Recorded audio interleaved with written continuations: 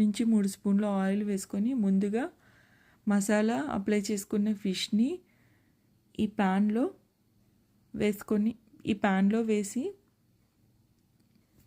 ఆయిల్లో లో ఫ్లేమ్లో మూత పెట్టుకొని రెండు వైపులా లో ఫ్లేమ్లో కుక్ చేసుకోవాలి.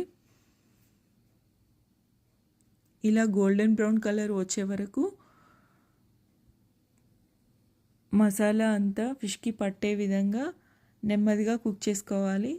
మధ్యలో అక్కడక్కడ ఫ్రై అవుతున్న ఆయిల్ని కూడా ఫిష్ మొత్తానికి వేస్తూ ఇలా నెమ్మదిగా లో ఫ్లేమ్లో కుక్ చేసుకున్నాక 4 నుంచి 5 కరివేపాకు ఆకులు కూడా అదే నూనెలో వేసుకొని ఫ్రై చేసుకోవాలి. ఈ విధంగా కరివేపాకు ఆకులు వేయడం వల్ల ఫిష్కి చాలా మంచి ఫ్లేవర్ వస్తుంది.